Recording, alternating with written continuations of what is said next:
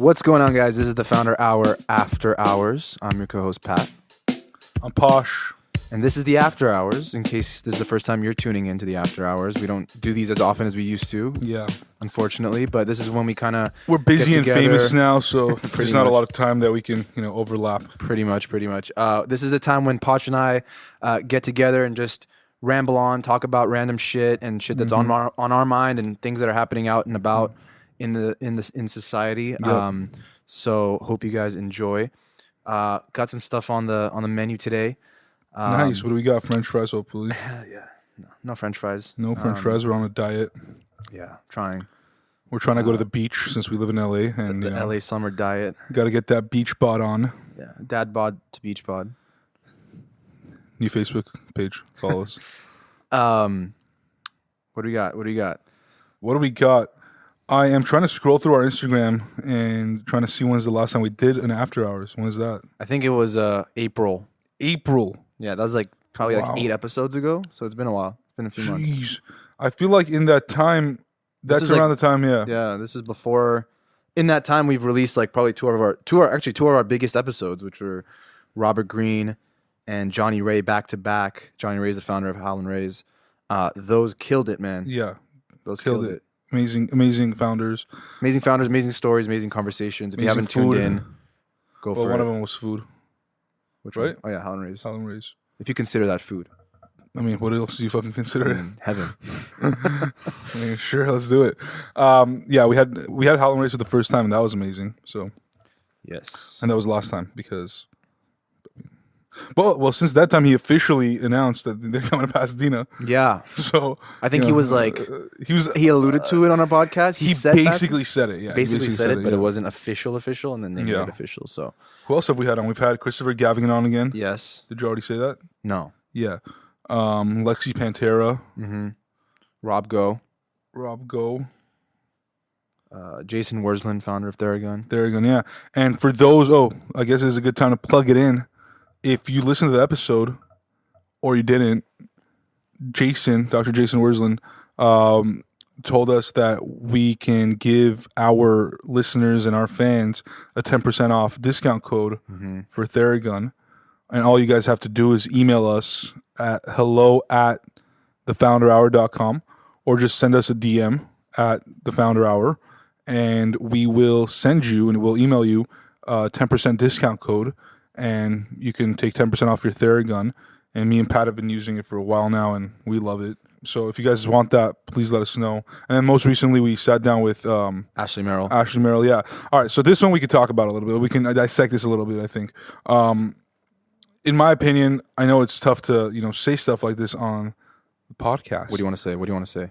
I think she was my favorite founder in terms of the founder that I related the most to, which is weird because we don't have much in common, right? Like man, woman, married, not married, has a business. Yeah, I don't. Yeah, I mean, I don't know. I don't know about you. That's the after hour private hours. Oh shit! Yeah. Yeah. That's not on this show, Pat. This is just the PG-13.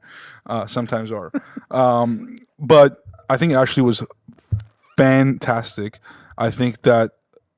I mean, if you listen, I listened to the podcast actually 3 times. Really? Yeah, because I thought that was the one that gave me the most practical wisdom in terms of just even explaining my thoughts of my future and my present and all that kind of stuff. And it's funny because I feel like we just kind of approached it as we always do, just kind of, without really preparing much and just kind of going in there and doing a conversation. So I think that speaks a lot to just her brilliance and her ability to connect with who she's speaking to and understanding who the audience is. And I don't know, she was really super raw, super candid, which was I really appreciated because not everyone is like that. Right. And by the way, I'm not discounting any of the other founders that we've had on the show. Again, this is as if I were a fan of the podcast solely and not one of the co-hosts. And if I were listening to the Founder Hour, it would have been the one so far that resonated the most with me. I think we've had incredible founders obviously on there that have shared great wisdom. The reason I'm discussing this is because this is the one I felt the most like me. Yeah. Right? That's it. I'm not saying that anything else about anybody else. I thought Johnny Ray Zone, for example, is fucking amazing. I think she was also relatable to a lot of folks who are in your position, for example, like are kind of in their mid to late 20s, just kind of trying to figure out what they're doing. And, she might not have the biggest brand name company that we've interviewed. But not yet, not yet. But I feel like a lot of people should just like still listen. Yeah. Just because of what she has to say. And I did even go out of my way, and I think a lot of my friends that are listening probably now will tell you that, like, I maybe texted like 30 different friends of mine who are females. Yeah. And and knowing that, they are either current or future entrepreneurs themselves, and I told them if they've never listened to a single episode, listen to that one. Mm-hmm. And I know a lot of them did, and they texted me after saying, thank you for recommending that, because like that hit close to home. Yeah. Right? And in a positive way, not a negative way. So I think, again, guy, girl, whatever, it doesn't matter. Listen to that episode and she gave us this, we hadn't heard of it, but the concept of ikigai or whatever. Yeah, and I've yet to do it, but I haven't been able to do it either. So definitely something that I want to try out. Ikigai essentially is like this Japanese concept that I think translates to like the meaning of life or something like that. So it's like this like thing we talked about. It was like a double Venn diagram. Different areas of your life, things you're good at, things you're passionate about, things you might be able to get paid for, and it's all these things, and you have to just kind of spend some time on it and fill it out, and then you kind of find the commonalities between what you can get paid for. Yeah, it was like what you're good at, what you love, what the world needs, and what you could get paid for. Yeah, I haven't had a chance to do it yet either, but definitely something that I want to try out. So yeah, definitely have. I mean, if you guys haven't had a chance to listen to any of the most recent episodes, take your time, listen to it, and share your thoughts with us. I think that more so than the first year that we did this podcast, we get a lot of feedback from. Yeah, and you can find us on Instagram at the Founder Hour, or you can email us. All right, so let's dive into some topics that we want to discuss here, Pat. Yeah, what do we want to talk about? Let's see. Last week, Elon Musk, who we talk about, I feel like a lot on this podcast. Every after hours. Yeah. Or maybe not. Talk a lot about Jeff Bezos. Kanye West, Elon Musk, top three, and they're all like LA based, except Jeff. And they're all semi crazy. Well, Jeff is kind of LA based. Elon has another company that he yes, he does have another company aside from Idiot Tesla, SpaceX, Blue Origin. Is Jeff? No, yeah, it's called Neuralink. Oh, this is a company. This is a company. Oh, okay, I didn't know that. He's not the CEO, but he's the founder. Yeah, he just he basically does these things where he creates these like white papers out of his like mind. Like Hyperloop was one of them, and then other people go and create it. But he's very involved with this company, and he had a presentation last week about what they're building, and essentially what they're trying to do is, I feel like something that everyone talks about all the time is how to control technology with your mind, or things with your mind, and that's exactly what he's doing. Basically, what he's doing is they're creating these like chips, essentially like microchips that I guess get drilled into your brain. Oh, good. Yeah. It sounds really scary. Probably is scary. I mean, I think they've been testing it already with like animals, like rats and stuff. Yeah, because rats and humans are, just so like right. And I think that I think I read that they got approval, or they're trying to get approval to try it on like paralyzed brains or something like that. Like, but they're gonna try it on humans. I don't know about the living part. I think. But interesting though, a paralyzed person can't. Yeah, he said that he said perhaps maybe whoever the caretaker is or something like that. I think that they said that probably by next year they want to roll this thing out. So basically, it's like you'll be able to control your iPhone, right, or your computer, or even smart devices in your house with your mind. I mean, I don't even know what to think about it, to be honest with you. I mean, obviously, I think it's an Elon Musk idea. Actually, not really, but it's something that he would definitely want to work on. It's something that he would go above and beyond to actually do. I feel like a lot of people talk about it, but it's like, yeah, because how there's so many things that people talk about. Like, I remember self-driving cars and this, but like he actually does these things. Like he does them. He doesn't just talk about it. Yeah, I think self-driving cars is definitely something that he did. I think the whole Boring Company, for example, like I don't know what's happening. Like people talk about solving traffic in LA, but no one does anything about it. This guy's like, I don't know. They haven't done anything about it yet. Right, but he's done more than the average person. Sure. But this is really interesting because I'm curious to see if they actually pull this off and make it like a commercially available thing. It's probably going to be a while until. I mean, I don't think I would get it, to be honest with you. I don't think like I need my brain to control my iPhone. But I was also reading that they're not the first company to do this, where they control the technology with your mind or brain or whatever. There was a company whose name I don't remember right now that I was reading about earlier that has done a similar thing or is working on a similar thing. But with wearable technology. Yeah. So no drilling. It'll be non-invasive essentially. And I'm actually curious to know why Elon proposed an invasive route, considering that even in healthcare and medicine, we're very rapidly moving away from invasive surgery, right? From invasive technologies. We're focused a lot on non-invasive because when you open somebody up, the risk of everything else now increases. Well, there's a lot of things happening with consumable, like health tech. Like, right. I have a friend, actually, shout out to Greg, who works at a company that's pretty much what they're doing. It's like this pill that you swallow. Yeah. That's right now it's digestible, but eventually I think will be part of like it'll stay in your body. It'll be interesting if they could create a pill. Yeah, it'll be interesting if they could create a consumable that would go into the bloodstream of your brain, but I don't know how that would happen.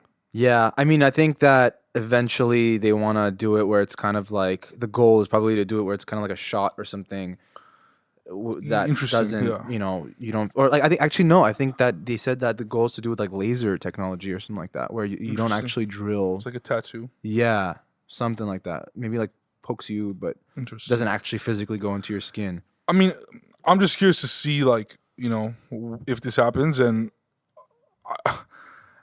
the one thing I don't understand, maybe I haven't thought much about it, but is why. Yeah, and I think that's something that we can talk about more because I feel like the science and the technology behind it, obviously, like we're not scientists to understand it in depth, but higher level, I just, it's leading. I think all this technology is kind of trying to lead to a more efficient world where you have to worry less about doing like manual things. It's like it's all automation, right? But what's kind of crazy is like I feel like even now with like things like Siri, where you can like before you couldn't actually tell them what ask them a question, you have to type it out in Google. Yeah.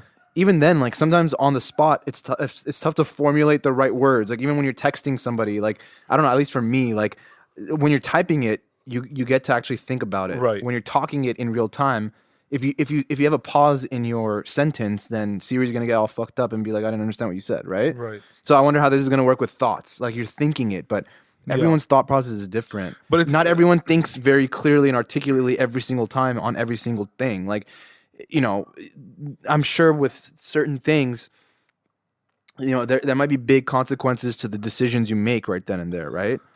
If you're thinking something like, maybe I should text my wife this right now, or like my husband this right now, and like you don't think twice about it. Like I think thinking twice, that's going to be really interesting. Like how does that work? I mean, if it just sends your thoughts automatically, you're fucked. Right. Like maybe you can make a setting like if I think this twice, then I'll send it. Yeah, I'm sure that's gonna be a thing. But like my thing is, it's gonna I sound a little bit more traditional, I guess, when I say this, but I think that this is just gonna further exacerbate the issue of a lack of human connection and communication, because you literally do not need to be with anybody anymore if you can reveal your thoughts in that manner, if you're not even now using your fingers to actually type the words or even call, right? Like it's essentially going to create this telepathy. Well, yeah, you can read people's minds. If technology can read the mind, so why do I need to hang out with people? Different reasons. What?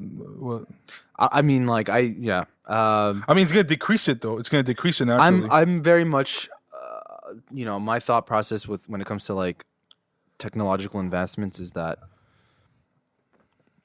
I truly believe that like humanity will figure out a way to not let it get to that point. I disagree. I think that an increased rate of suicide, obviously, recently is not necessarily suggesting that. I think that we've now started to, again, I'm generalizing, but like the younger generation, like, Pat and I are 27 now. Like, we're getting old. We were 25 when this podcast started. So now we're just aging, rapidly. But kids that are, 10 and under, 12 and under, even 15 and under, even, like, like, they have been accustomed to technology since they were, like, born. Right. Like, they know what the iPhone was when they were born. They're born into that. They were born into that. We weren't. So I think that maybe that has some sort of influence on our outlook as well. But the access that they have to information, the transparency that they have of information, is just so much and so fast that they don't have to work as hard. They don't have to. I disagree with that as much because I feel like at the end of the day, they're all going to be born into that. So at the end of the day, the ones that do work hard are going to be more successful. Depending, generally, I don't want to say hard work equals success, but they're going to be closer to achieving that. Their chances are going to be higher. Right. The same way our chances are higher in our with whatever technology that we have. I mean, it's kind of relative to, right? It's relative to like our grandkids are going to be like, "Wait, what do you mean? Like you actually physically typed something on a device in your pocket? Like you didn't just think it and happen?" Like it's scary to us, but look, what we're doing now was scary to is scary to our grandparents. Yeah. And like just it took them a while to get adapted to it, and it's gonna be the same probably with us. Maybe less so, but because technology has just advanced way quicker in our generation than theirs. And that's the thing, right?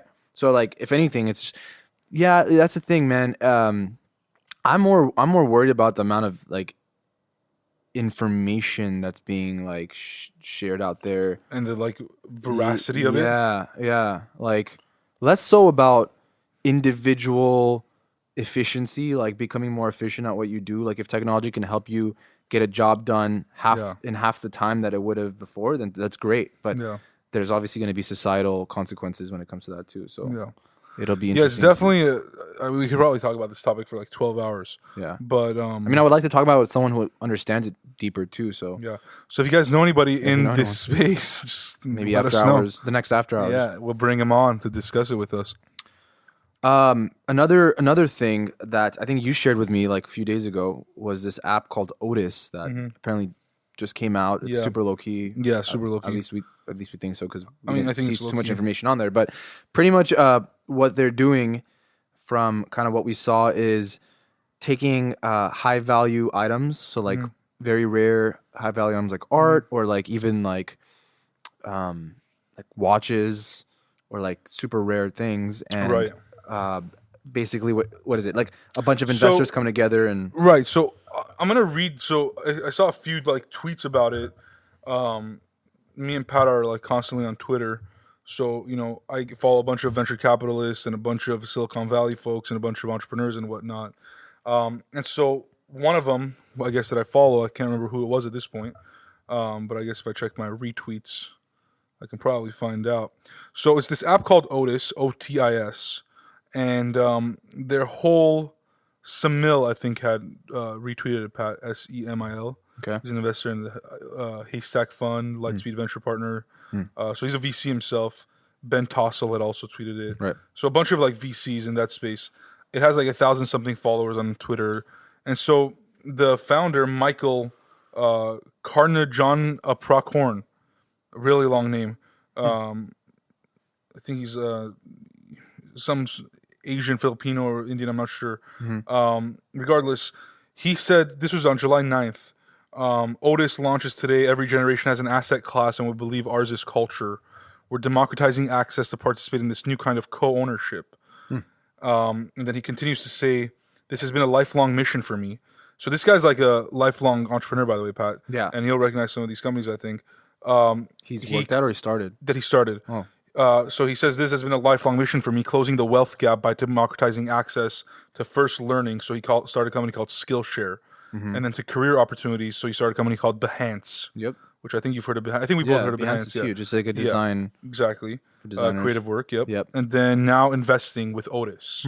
So his whole premise for his company, which is interesting. I think it's a interesting, very interesting topic to discuss. Perhaps is like a founder with purpose, right? Yep. Like solving an actual problem, which is solving the wealth gap, and things that the wealthy have access to that perhaps the lower middle classes don't have access to. Yeah. One thing like their one-liner here actually says, Yeah. ability to invest in contemporary art, sneakers, and collectibles for as little as $25. Yeah. So it sounds like that's what they're starting with, which is kind of like they're all in a similar field where there are like finite items, and this is what StockX is doing with their platform too, is like the finite stuff. Like Goat app is doing the same thing.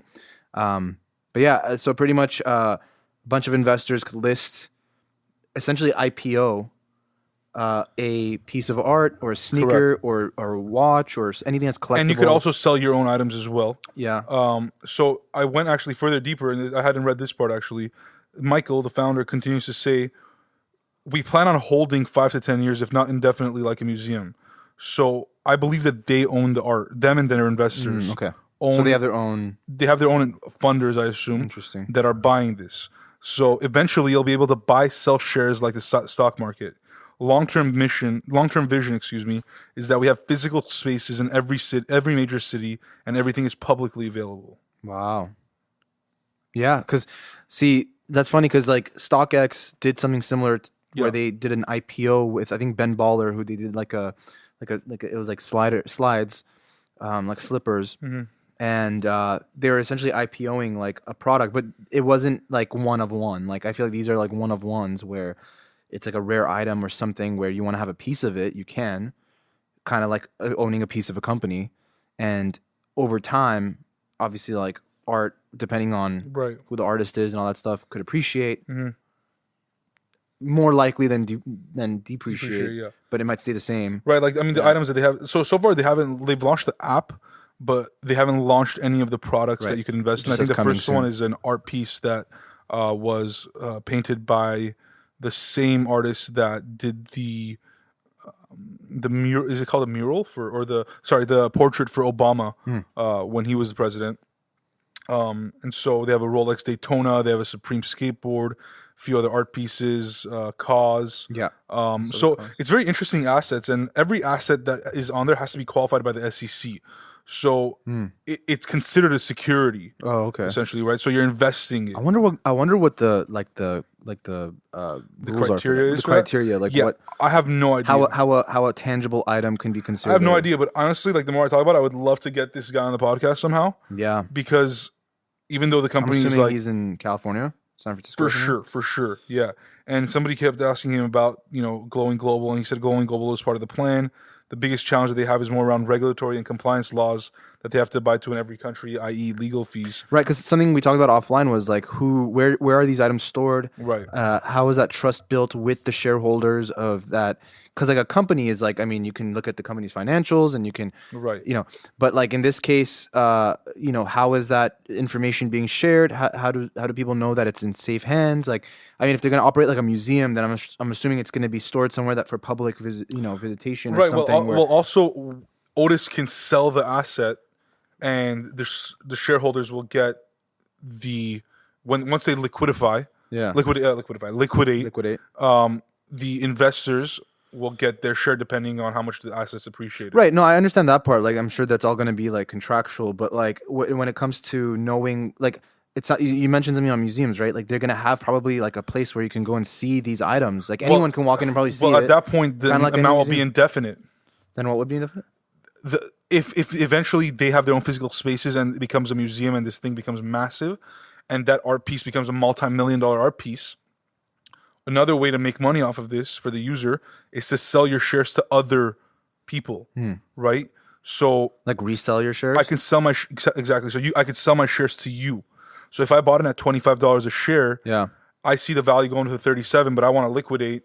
You can go and buy it in for $37. I mean, they would have to establish rules and regulations. Right. I mean, this is so early, by the way. Like, it literally hasn't even launched yet. It hasn't. Yeah. I mean, the app is launched, but not the actual. Like, you can't really do anything. These are the things you find when you're just on Twitter all day. Scrolling. Exactly. But which is great. So, like, if you're ever interested in things like technology, definitely get on Twitter and follow a lot of these venture capitalists because if you really want to know, I mean, they're hearing it firsthand. Every day. And this guy's like a legit entrepreneur. I mean, he's actually in New York. It says Brooklyn, New York. Okay.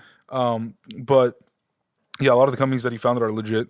I found it interesting. Is massive, yeah. I immediately texted Patrick just to kind of check it out, and I signed up, and honestly, it took a while to put my information in. By the way, I haven't signed up yet, but I'm going to stay on top of that. And in fact, me and Pat were doing research, I think, a couple of weeks ago about investments and investing and all that kind of stuff, and about being a qualified investor.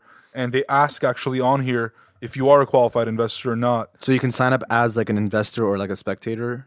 No. So you have to be an investor? Yeah, but you don't have to be qualified. Oh, I see. So I even screenshot. I don't remember what it was, but there was there was an option beyond. Does it ask you like your income and all that stuff? Correct. So accredited investor, sorry, not qualified. So accredited investor is somebody whose income exceeds $200,000 or $300,000 together with a spouse. Or somebody who has a net worth of over $1 million. Right. Which you typically need to invest in a company. Correct. Like not in the stock market, but in a company. Correct. And then the other option that they had was, I am not an accredited investor. I acknowledge that my investment in this offering is less than 10% of my net worth or annual gross income. So they don't like weed you out if you're not. Correct. Correct. They might have different offerings for you. I don't know. I didn't put that I'm a...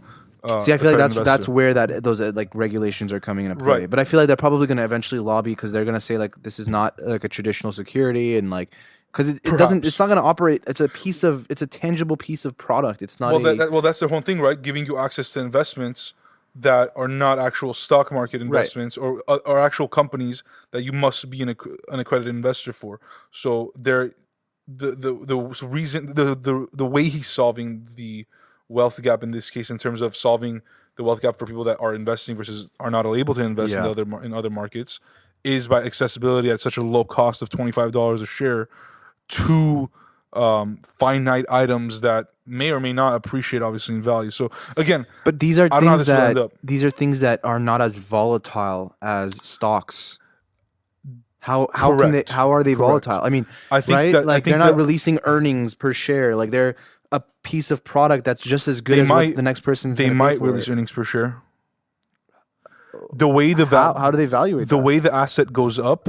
I'm assuming is when you're buying and selling. When other people are buying this, so if it's but see the thing is if it's a one of one, then it can't. It's just right. But what's going to happen is so for example, one of the first art pieces they have is valued at $250,000. Right. They're going to release 10,000 stocks only at $25 a share. Yeah. Assume 10,000 people buy this share, buy the stock. Sorry, buy this asset. Now it's capped. It's capped. Okay. Do they sell it? No. They could, but they're going to stay. But they said they're going to hold for 5 to 10 years. Interesting. So after 5 to 10 years, if they decide to sell it, then that the value of that is just as good as what that person is willing to pay for it. And that's when those people liquidate. You're not going to be able to liquidate within 5 to 10 years. Then, well, it's obviously they're going to do their research and see if they could liquidate in 3 years. I'm sure they will. Yeah. But the way I'm saying that the asset's value increases is because there's a finite amount of shares.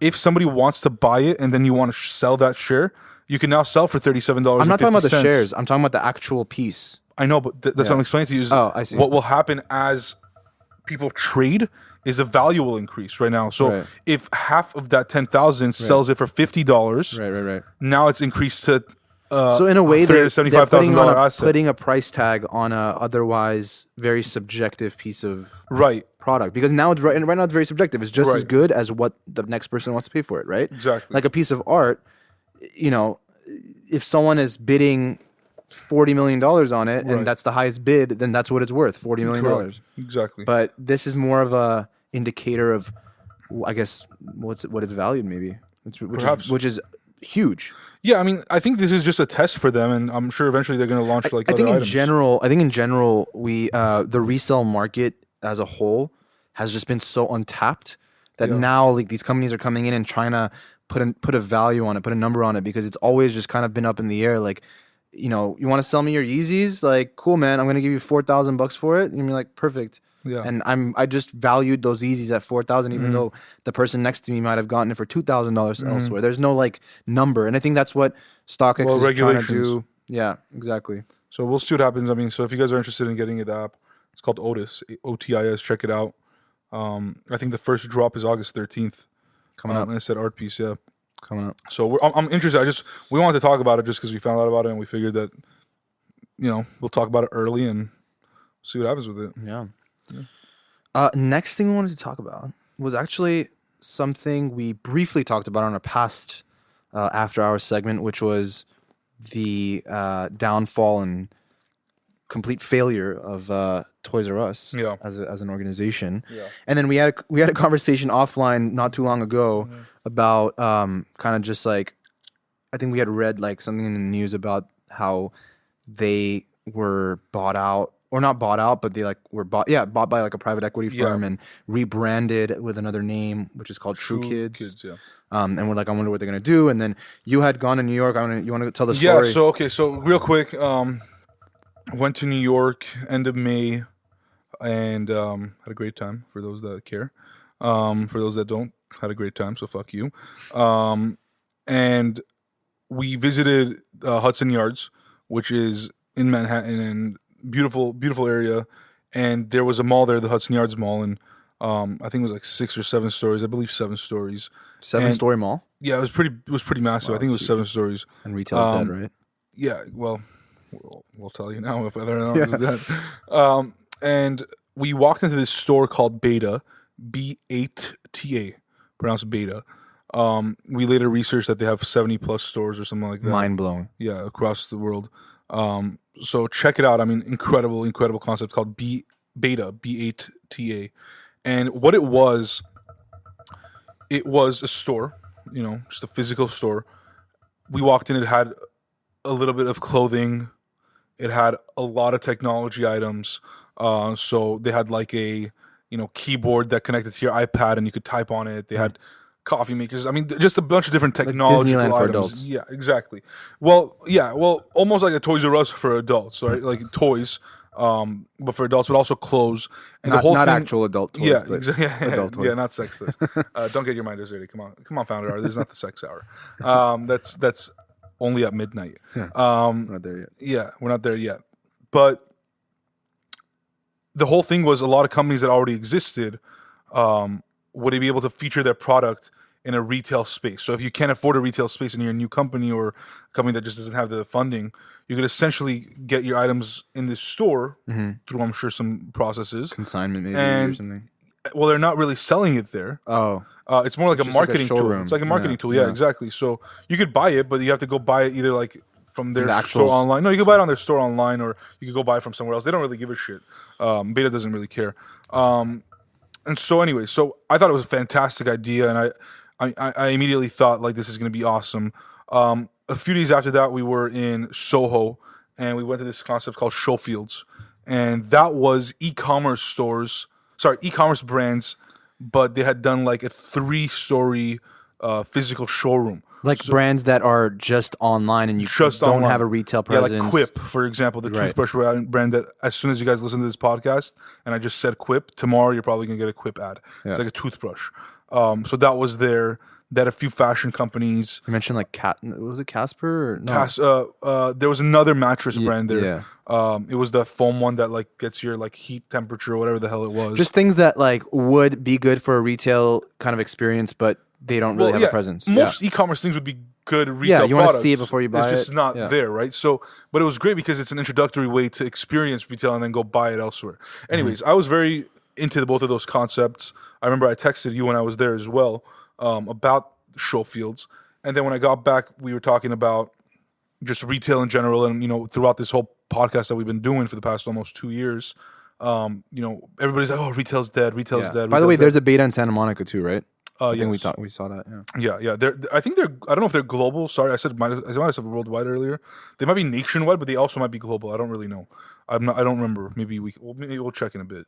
So anyway, Pat and I were just kind of discussing, retail in general. You came to my house like shortly after your trip, and like I don't know how this like thing about Toys R Us came up and retail and. Well, I told you about Beta. Yeah, we watched a few YouTube videos on it, and the founders were like super legit. Actually, the founders, I don't remember who they were. There's like a bunch of them. There's like a few of them, founders, and they're very legit. They have like very legit people, backgrounds, like banking and private equity and none in retail. None in retail. Yeah.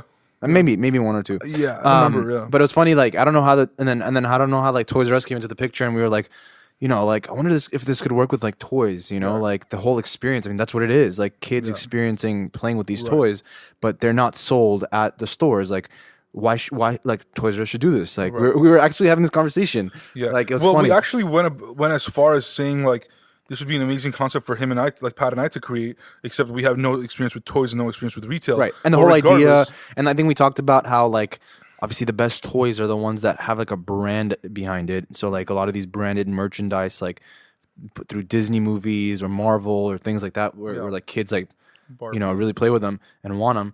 And they come with a high price tag, and we're like, how can we create a space where the parents can come and have a good time, and then, have like these kids go through these like branded experiences, right? Like there's like a Cars experience there, and like a where you like actually like drive the car or something, something. So like that way, like at that point, I mean, if they want to buy the toy, then they can order it online or go to like some. For those that can't visualize this right now, imagine all the stores after the Disneyland rides, right? Mm-hmm. You get out of the ride and there's a store right there, right?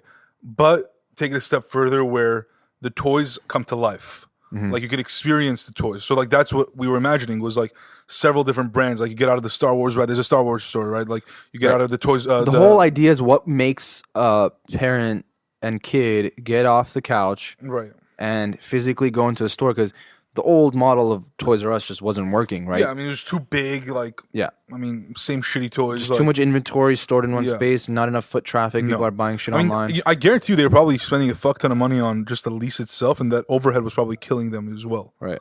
So I'm sure, they had to get rid of that. Too. Yeah. Yeah. So anyways, fast forward now July 21, whatever we are. So about 2 months since we had this discussion. And today I read...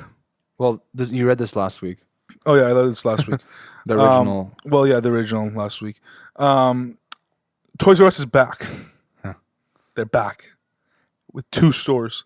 I don't remember where they were, New Jersey and Texas. And they are doing exactly what we said. I mean, like... Literally. Exactly like we said. Literally. It's scary reading that article. They're going to basically allow brands to create their own experiences at their stores. Their stores are going to be smaller in size. They're going to be experiential. And this is where it really gets scary. Beta is the one that's going to be running their stores, that are going to be creating their stores. Who would have thought? It was funny because like we didn't even envision that part, but it was funny that we were talking about talking about beta. And the concept of beta led to us talking about that concept being applied to the Toys R Us model and toys. And then we read this thing, and that's what's happening, which is fucking nuts. And I mean, these guys it makes sense. Like it really makes the fact that like we were talking about it, like that. I'm not surprised that they did this. No. I'm just glad that they did it, and they didn't go into like a complete. I'm glad that they're back at least. I'm upset that we don't have a piece of it. I'm upset that we didn't do it, but yeah, it's fine. I mean, we would. What would you? Yeah, in 2 months. Like. So it says, unlike the rows of shelves that cluttered old Toys R Us stores, the new locations will have interactive and playground-like environments for toy brands. I remember discussing. I think we literally said the word playground too, because our whole idea was we want to get parents to go there, right? Like it'll be another location to take your like kids. Taking that Chuck E. Cheese concept with like and just Toys R Us concept and like merging them together. Yeah. It just was the only thing that like made sense, and so and this was like when we read that they were completely out of business. So we're like, damn, wouldn't it be nice if they came back like this? Yeah. And by the way, it said that Toys R Us still has 900 stores open in Europe, Asia, and India, and plans to open another 70 stores overseas, mostly in Asia, by the end of 2019. And so, by the way, these 2 concepts are coming back at the end of 2019 before Christmas. Yep. So quick. And they said that in a few years they're going to launch in every major U.S. city. So I'm sure they're going to be back in L.A. and New York and everywhere else that they were. And so I'm pretty excited about it. Yeah, me too. I mean, it's going to be smaller apparently than. Yeah, it's going to be smaller. Before they had those massive warehouses. And the whole Toys R Us weren't small. I mean, they were massive. Yeah, that's what I'm saying. They probably had the whole distribution center in the back and everything like that. So this is going to be more of like a playground, I think, that it doesn't necessarily have. Like, they're not going to have an inventory there. It's going to be exactly like a beta store where you can play with the toys. You could play, like I was playing with the toys and the gadgets and all that stuff. And then you could go online and buy it. And I think even cooler would just be literally if they put like a barcode, QR code or whatever, and you just scan your damn phone for the parents. And it just ships and it's already bought. Next day, it's already at your door. Yeah. It's got to be quick. For sure. Shipping toys. I mean, that's the thing. Like, the kids want toys like right then and there. Like, remember Toys R Us? Like, I would literally like, people would, I just remember what I remember from Toys R Us is just everyone crying, like a bunch of kids crying, just crying that they couldn't get the toys, right? Yeah. But imagine you're getting the toy, like, do you want to fucking wait 2 days? Right. Like, when you got a toy, you felt so good just picking it up and taking it home and playing with it right then and there. So I'm curious as to how this is gonna work. I think we were talking offline, like if they were to partner with an Amazon or somewhere that has a distribution center. Well, they can get rid of. They could. I don't know what they're gonna do with this, but if I were them, I would completely get rid of my entire inventory. I wouldn't pay for another 5,000-10,000 square foot to carry inventory. So it's gonna be more so like I would either contract it out, or I would start another company within Toys R Us that is solely a distribution company, a distribution center, and launch my own service or something like that only does that, and don't even purchase anything in store, and eliminate the need for humans, number one, to check out. Just have somebody manning each like experience or whatever the hell it may be. And that's it. Just create lower overhead. I think that number one, for one of the biggest problems for retail is high overhead. Also, I feel like if that's like the kids that are being born today, if that's all they know, it's huge. It's big because they're not going to be used to. They're not going to remember Toys R Us dying. No, they're not going to be used to having the toy right then and there. Yeah. Because right now they're used to ordering it online and waiting for it to show up. I already think about it. So in this case, maybe it's not going to matter as much. No, because think about it. And it's going to create hype. It's going to create demand. Think about it this way. Kids these days already see Amazon boxes at their parents' front doorsteps every fucking other day. Right? So like they're used to the fact that they're unboxing and stuff. Speaking of fucking unboxing, Ryan's toy, God damn, that fucking kid is just like a fucking animal. He's going to be a billionaire next time we have They just announced today that he made $80 million. His net worth is $80 million. You guys know what that is? He's 8 years old. He's playing with toys. He's made $10 million a fucking year of his life. Playing with toys. Not even playing. He's unboxing them. He's not even fucking playing. Dude, play, bro. Go fucking play with your toys, Ryan. So, shit, dude, yeah. I mean, if his wealth multiplies at twice of what it, like every year doubles, he'll be a billionaire before 18. He can't even access his money right now. I'm just trying to have kids right now because I want my kid to unbox toys. Imagine the demand Ryan's created for, like, parents and marriages. Oh, yeah. People are going to be like, let's get fucking married and have an influencer child. Let's just have kids, like, right now. The condom industry is dying. So yeah, Toys R Us is back. Speaking of condoms, I saw someone on Twitter today say... I have no idea where this is going. He said the perfect condom commercial would be just like a live feed of parents with their kids at a restaurant. Just like how crazy that shit is. that would be the perfect condom commercial, like, right? Like, that's fucking genius. A live feed, just a live feed. Just like... I just see like an Olive Garden Trojan collab, like Olive Garden, like noodles being thrown, like exactly, just like breadsticks. This is what having kids looks like. Yeah. Sponsored by Trojan, but like real people, like a live feed. Yeah. I like that. I mean, you could also manufacture it to be even funnier, but yeah, that too. That's a good idea. I don't know, whoever that was on Twitter. Shout out to you. Yeah, shout out to all the tweeters. Yeah, I mean, I love Twitter. Honestly, Twitter's great. Do we have anything else to discuss? Did you want to talk about the big idea? Oh, totally forgot about that. Yeah. Oh, by the way, that Toys R Us thing was wishful thinking. It's not real. No, I'm just kidding. It's real. Just kidding. It's real. I mean, if we did this podcast or this after hours like 2 months ago, we might have honestly said it was fake. We would have said it was fake. Yeah, I mean, like, I don't remember which after hours it was, but I remember discussing Toys R Us. I think we also said back then that what we would have done is experiential, and that's when we talked about Ryan as well. Right. And we said we would just give Ryan as I would honestly, if right now, if I'm Toys R Us, I would make Ryan my spokesperson. Pretty much what we're trying to say is, if you're a failing brand and you know you're failing, just hit us up because we'll predict your future, or at least help create it too. Yeah. So. Right. Okay. So yeah, I remember what we were going to talk about. You want me to start talking about it? Yeah, let's do it. Do you want me to pitch my idea? What do you want me to do? Well, how did this thing come about? Okay, so the way this thing came about was I was listening to this podcast called Robin Hood Market Snacks Daily. It's like a 12 to 15 minute podcast. It is not an ad. Wish it was. And they're essentially kind of it's like two dudes that give their opinion about the stock market and stocks and companies. Really cool. I listened to it on the morning like us drive. Exactly. Except I listened to it on non-Mondays since I listen to the founder on Mondays.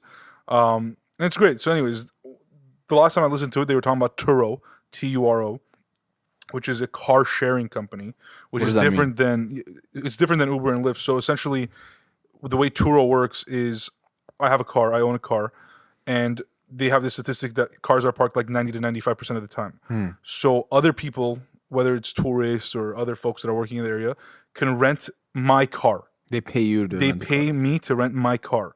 Turo is essentially the brokering service, like Airbnb. Who assumes liability?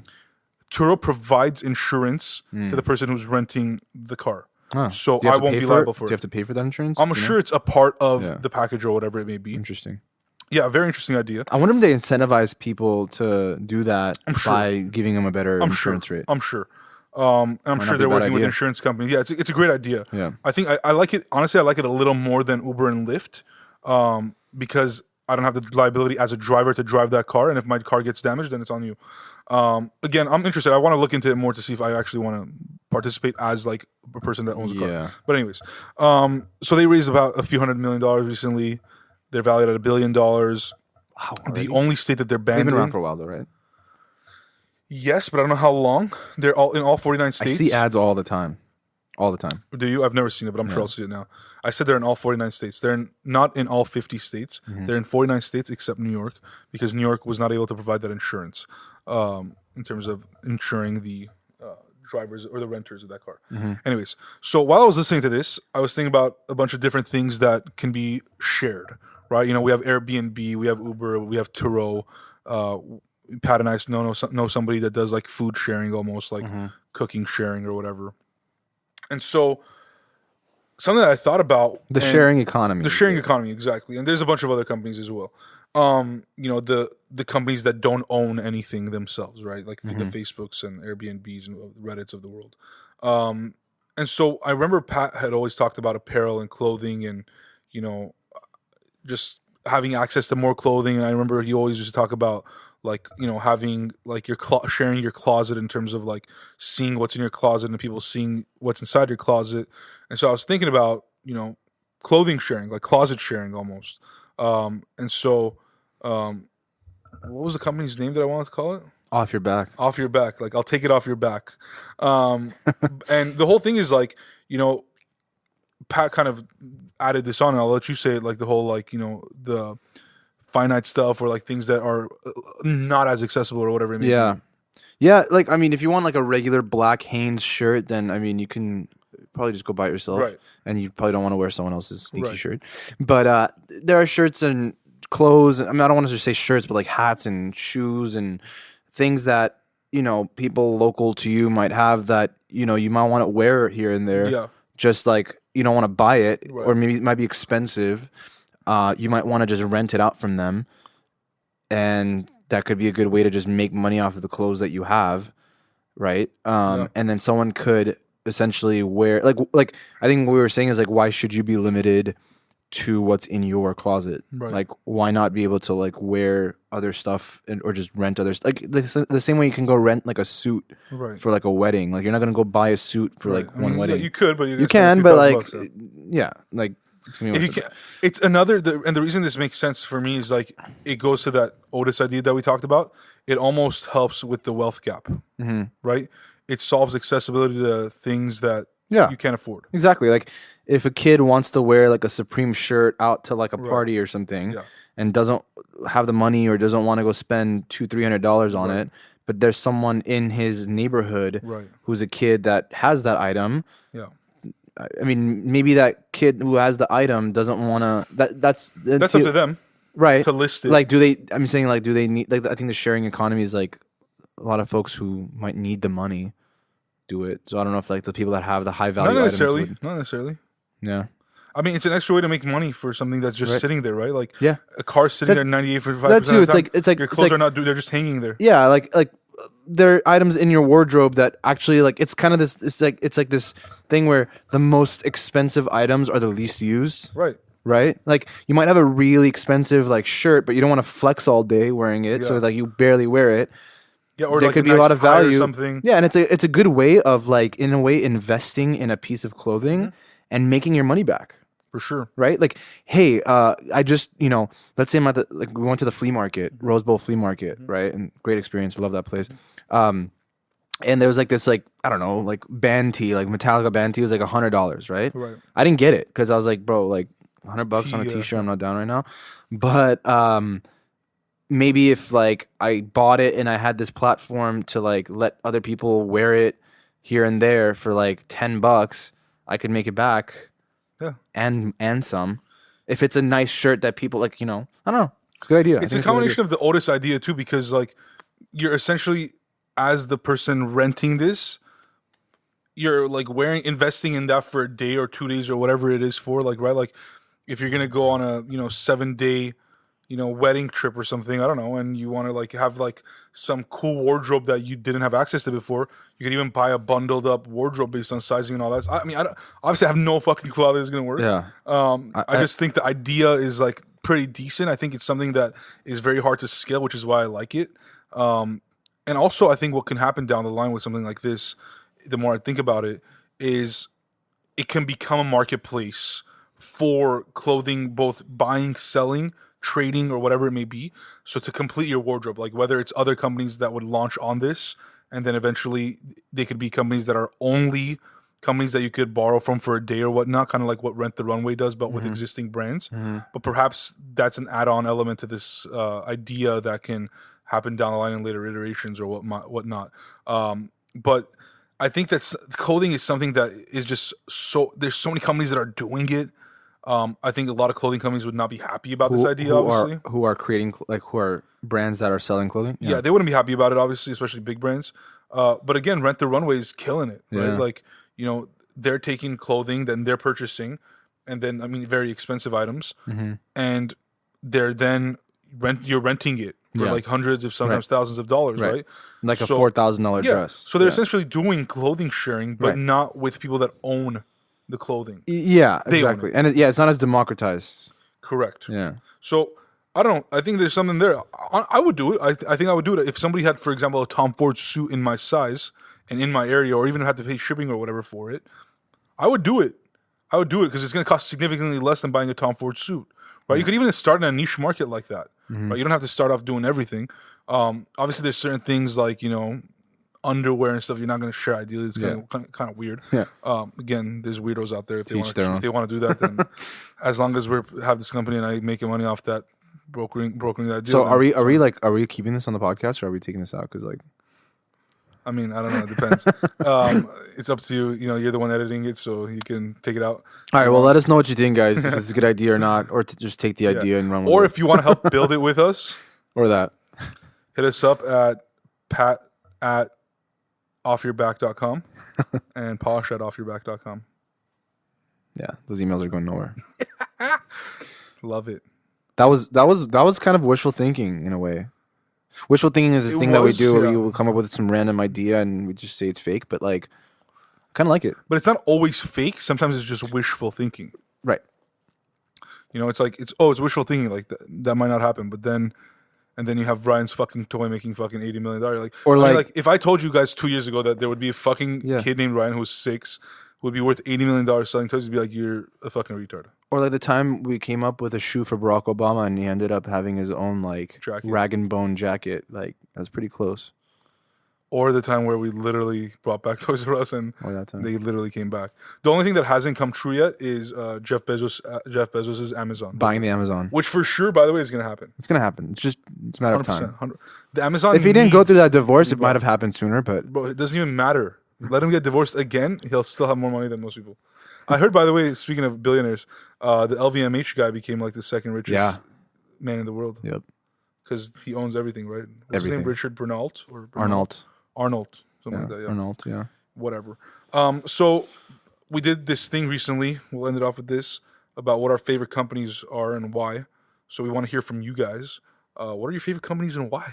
Yeah. Create a video just shoot like a story video or something on Instagram and tag us at the Founder Hour, and then we'll share it. Curious to hear what you guys think. Yeah. And then, maybe it turns out to be a guest or future guest of the podcast, which would be cool too. So. And even, fuck it. I'm going to incentivize this even more. So this is what you got to do. We're going to create a contest out of it. I don't really know how the contest is going to work. So do a video, 15-second video on Instagram stories. Tell us your favorite company and why. And tag the Founder Hour like Pat said. If we haven't had the founder of that company on our podcast yet, we will do our best to get that person. And if we do, you will be at that recording with us. Oh, I love that. I love that. Great. Which, honestly, hey, if you guys pick Amazon and Jeff Bezos fucking comes on the podcast, you're fucking welcome, Jesse. I don't know who Jesse is, but you know, love Jesse. it. Yes. All right, we're gonna put this on Instagram. That's what we'll do. Yeah. I think send us a video. Tell us who your favorite company is. We'll do our best to get them. Yeah, I mean, if you want to try to help us get them too, great. If you help us get it, you will be one of the co-hosts that day. Great. We'll have to get another microphone. Bring your own microphone. BYOM. BYOM. All right, this is another episode of the Founder Hour After Hours. We'll see you guys next Pat. week. I'm Posh. I'm Pat. Follow us at the Founder Hour.